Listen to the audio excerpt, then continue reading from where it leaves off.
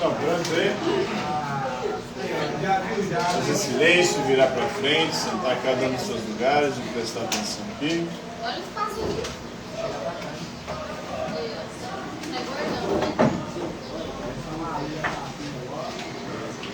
Então, na aula de hoje, nós vamos falar de Adam Smith. Já ouviram falar dele? Considerado o pai do liberalismo econômico. O que é o liberalismo?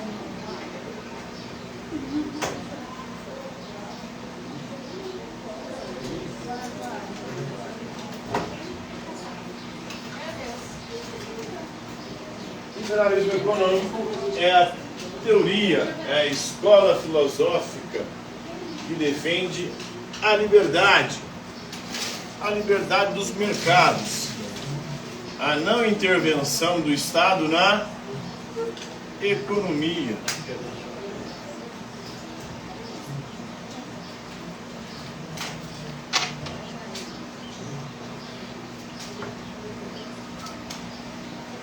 A economia deve ser regida pelo quê? Pelas leis de mercado. Quais são as leis do mercado? A lei da oferta e da procura ou demanda. Então essas são as leis que devem reger a economia. Quanto maior a oferta de um produto, o que acontece com os preços desse produto? Caem, né? Tem muitos produtos, tem muita mercadoria, a tendência é os preços caírem. Quando tem pouca oferta de um produto, a tendência é os preços subirem. Quando o produto está em falta, geralmente os preços sobem. A mesma coisa ou inversamente acontece com a procura. Quanto mais se procura um produto, mais os preços sobem. Quanto menor a procura por um produto, mais os preços caem. Essas são as leis de mercado do liberalismo econômico de Adam Smith. Ele escreveu uma obra chamada A Riqueza das Nações.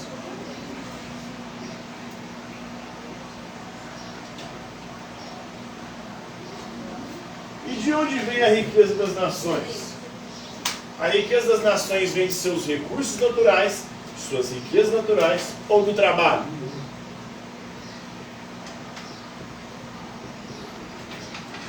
Os fisiocratas diziam que a riqueza de uma nação vem dos recursos naturais. Físios é natureza, ou seja, vem da natureza de um país.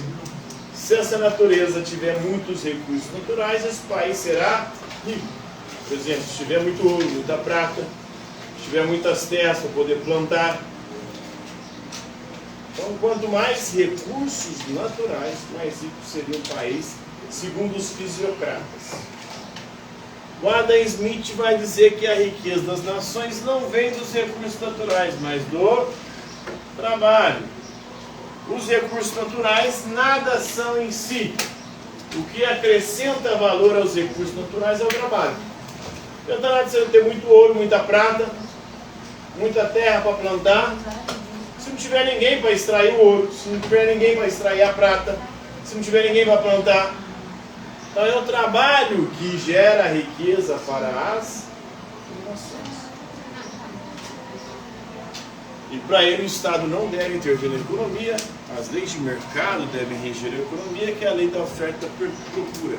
É a liberdade econômica, o liberalismo econômico. E ele vai defender também na sua obra Riqueza das Nações a divisão do trabalho.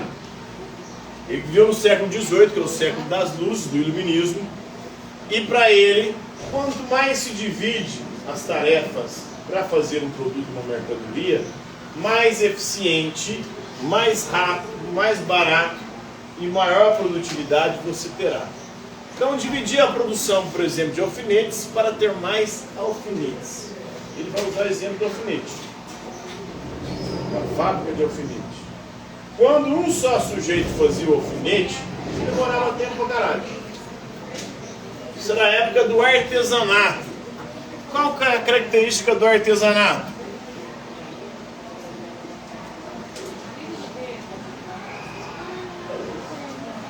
No artesanato, o artesão, ele vai desde a extração à finalização de um produto. A extração da matéria-prima até a finalização da mercadoria, do produto. Vamos pensar no alfinete. O alfinete é feito de quê?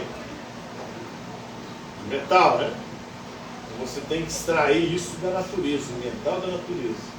Depois de extraído, você tem que ali derreter esse metal, colocar esse metal em forno, depois cortar, depois criar a ponta do alfinete. Tudo isso era feito por um único sujeito, que era o artesão. E por isso a produtividade era baixa. E por a produtividade ser baixa, o que acontece? Você acaba tendo um produto mais caro, porque demora mais tempo para produzir. E tempo é dinheiro. Time is money, dizem os ingleses, né? Dizem os norte-americanos. Então, com a divisão do trabalho, nós temos uma transição do artesanato para quê? A manufatura.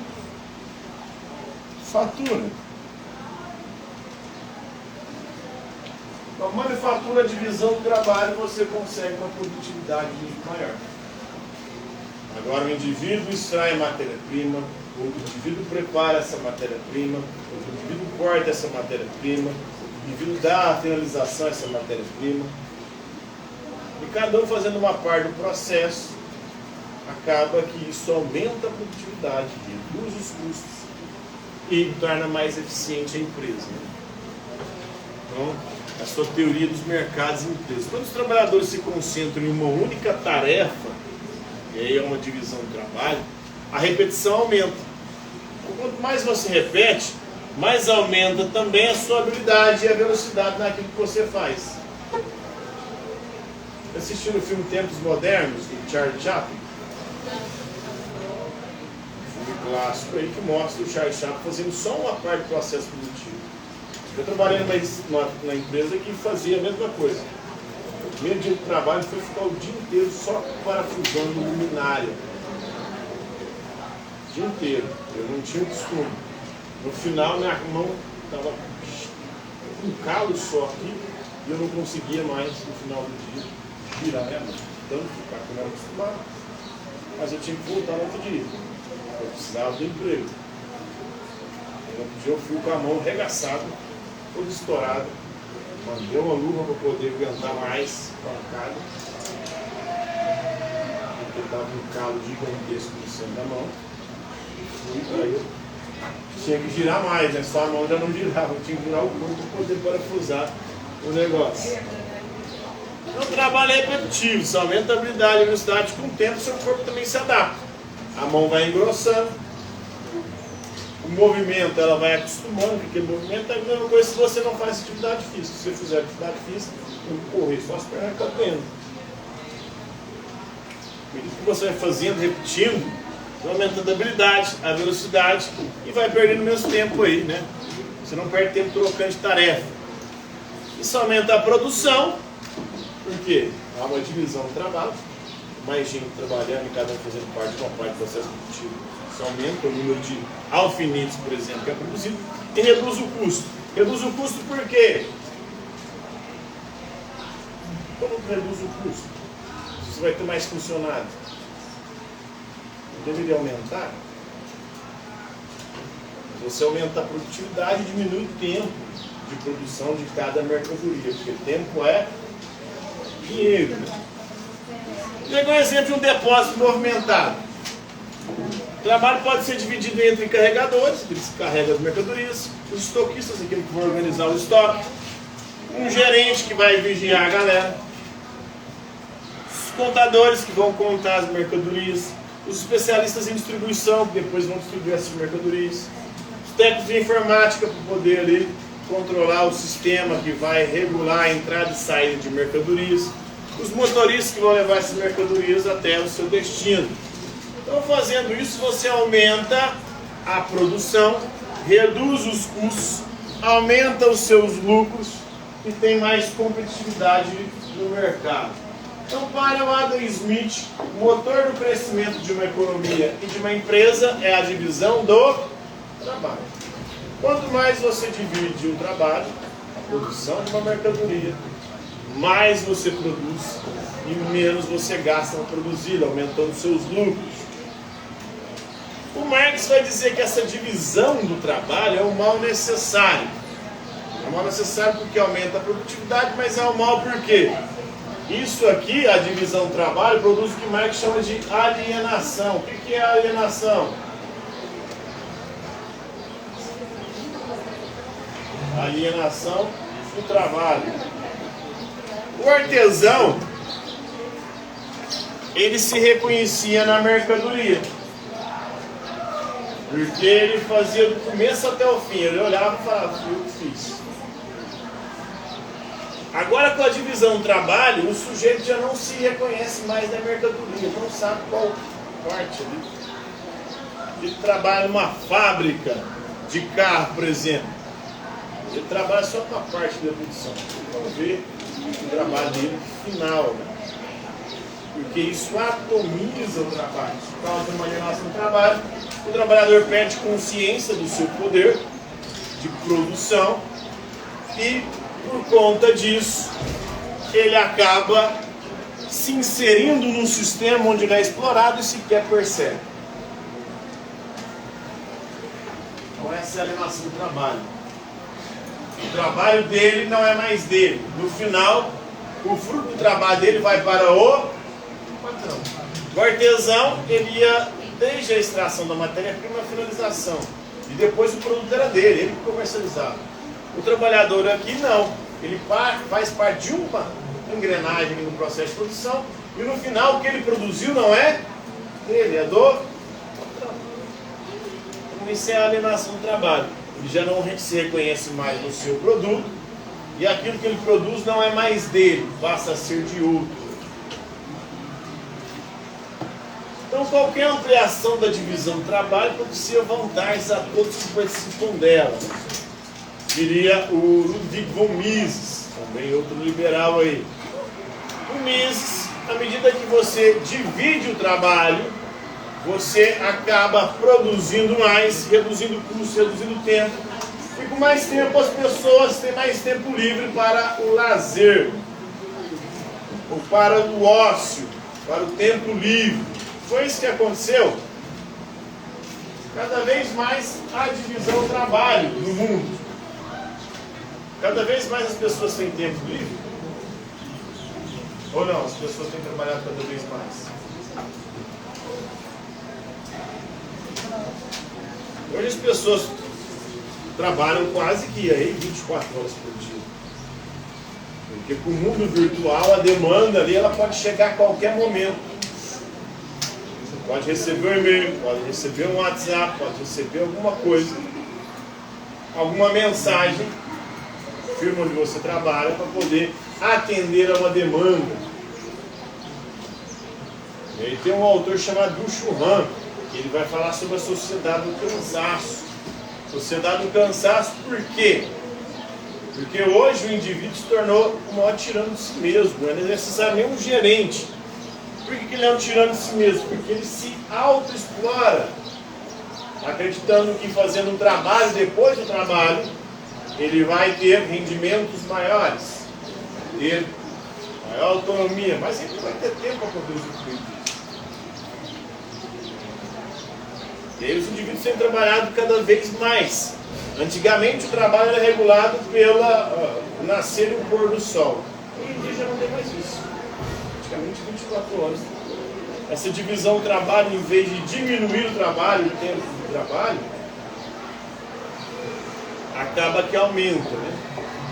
Então Ludwig von Mises nessa estava equivocado, porque à medida que o tempo passa, mais as pessoas têm trabalhado, buscado até trabalho depois de trabalho. Um sujeito trabalha 8 horas numa firma por dia, no final ele vai e pega seu carro e vai trabalhar de Uber para complementar a renda. Vai trabalhar de entregador de iFood. Ou fica 24 horas por conta da empresa, que a empresa pode chamar a qualquer momento para resolver algum BO. Então por isso que a sociedade do cansaço, porque os indivíduos não descansam mais. O ideal seria dormir 8 horas por dia. E o ser humano tem dormido cada vez menos. E a coisa pode piorar ainda mais. Cientistas estão estudando alguns pássaros da América do Norte. São pássaros que passam a semana inteira sem dormir. Por que eles estão estudando esses pássaros? Para criar uma droga que vai fazer com que as pessoas durmam cada vez ou precisem dormir cada vez menos. Para quê? Para se tornarem mais produtivos. Então você vai ter mais tempo para lazer, o descanso, o ócio criativo, para poder fazer coisas que você gosta? Não. A lógica que está acontecendo é completamente outra. Estão criando uma droga, uma pessoa trabalhar 24 por 7, ou seja, 24 horas por dia, 7 dias por semana, sem precisar descansar. E aí tem a questão também, né, dos empregos. Geralmente os países gostam que os empregos sejam gerados no seu próprio país, que as empresas do seu próprio país sejam beneficiadas. Vamos pegar o caso do Brasil.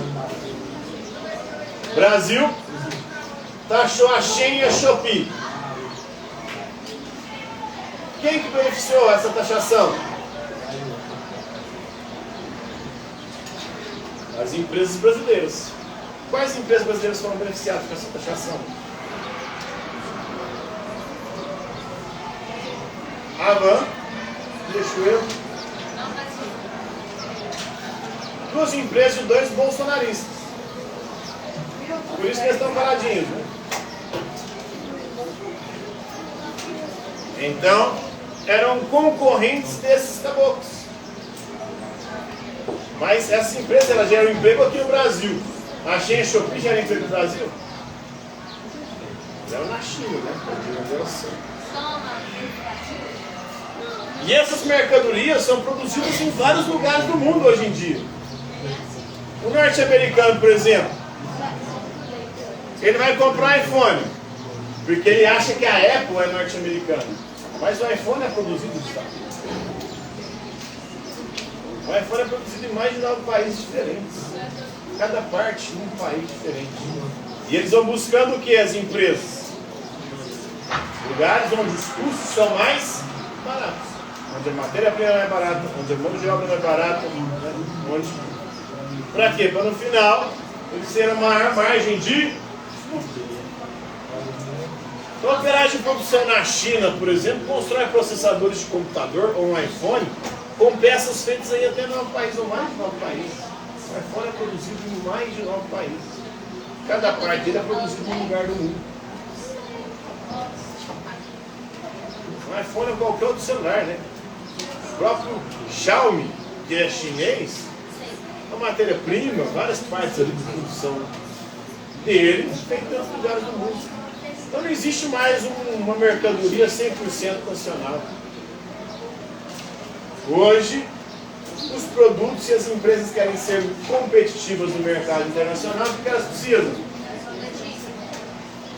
espalhar sua produção, procurar os lugares mais baratos, a matéria-prima, mão de obra mais barata, e assim sucessivamente. E a divisão vai aumentando.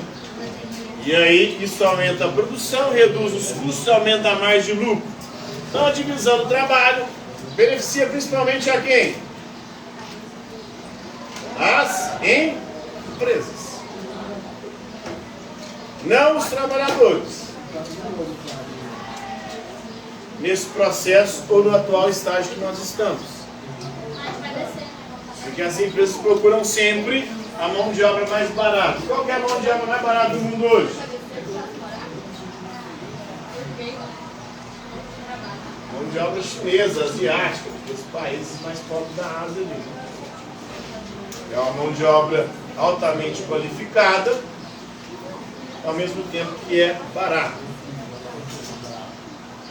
Em breve isso aí vai estar migrando para a África. O problema é que a mão de obra africana não é tão qualificada.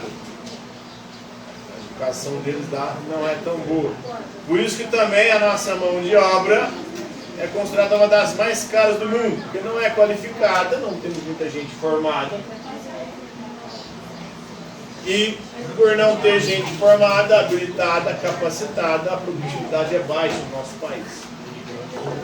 Então essa teoria da divisão do trabalho do Adam Smith, compreenderam aí? Alguma dúvida? Por hoje é isso.